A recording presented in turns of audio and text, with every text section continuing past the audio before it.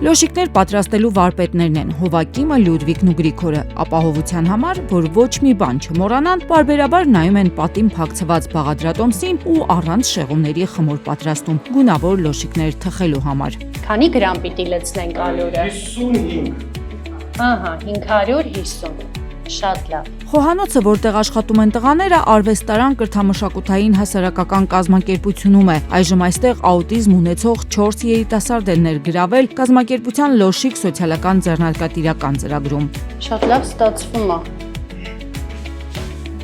Քիչ-քիչ գլատկի է դառնում ձեր ասած։ Ասենց լինում, որ պետք է ավելացնեմ մի հատ ալյուրը, մի հատ յուղը, մի հատ ջուրը։ Ջուր։ Դնեմ տոպրակը միջ ու հանգստանամ մի քանի րոպե։ Շատ լավ։ Երբ որ մենք նոր սկսեցինք գրտնակել,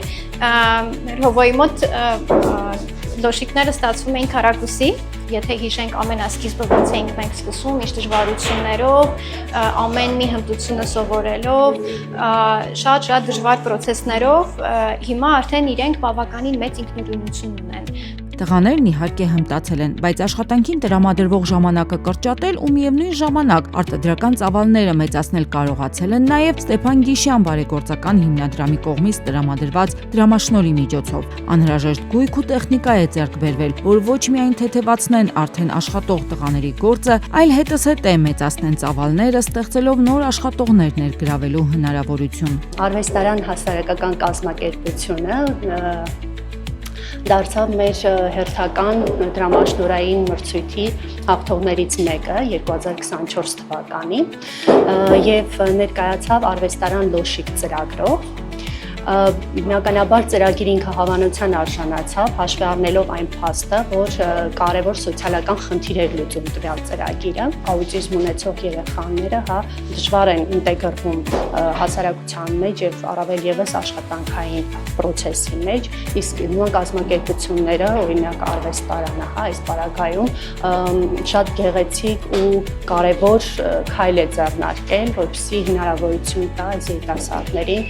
հասարակության մեջ ինտեգրվել եւ ինքնուրույն ու մատաստակել։ Արվեստանի Լոշիկ ծրագրի շնորհիվ աշխատանքով են ապահովել ոչ միայն երիտասարդները, այլ նաև այս կենտրոնի մի քանի ծնող ու խնամակալ։ Լոշեր, նրբաբլիթներ, չորահացեր ու լանչբոքսեր են այստեղ պատրաստվում։ Մի շարք մեծ սուպերմարկետներում արդեն վաճառքի են հանված։ Այսքանն անել հասցնում են Ստեփան Գիշյան բարեգործական հիմնադրամի աջակցության շնորհիվ ձեռք բերված սարքավորումների միջոցով։ Ստեփան Գիշյանի հիմնադրամի միջոցով մենք կարողացանք մի մեծ քայլ առաջ գնալ,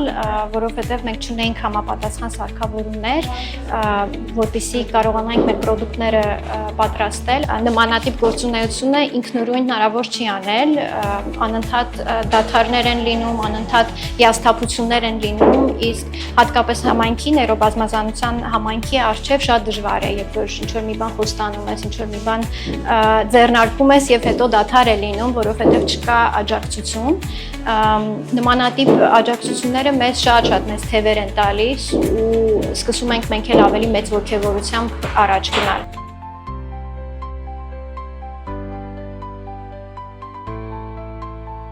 Խոհանոցային գործերում առայժմ չներգրաված երիտասարդները արդեն աշխատանքից հետո իրենց ընկերների հանգիստն են ապահովում ու սպասում բարձրատրվող աշխատանք ունենալու իրենց հերթին։ Ստեփան Գիշյան բարեգործական հիմնադրամի աջակցությամբ այդ նպատակները իրականություն դարձնելու հնարավորությունները մեծացել են։ Ստեփան Գիշյան բարեգործական հիմնադրամը ստեղծվել է ԱԳԲԱ բանկի, Ֆինանսական կրեդիտ ագրիկոլ ազգային ֆեդերացիայի եւ Գիշյան ընտանիքի կողմից։ Հիմնադրամի ծրագրերը ուղղված են հայ-ֆրանսիական կապերի ամրապնդմանը, Հայաստանի սոցիալ-տնտեսական, գիտակրթական, մշակութային, առողջապահական համակարգերի բարելավմանն ու կատարելագործմանը։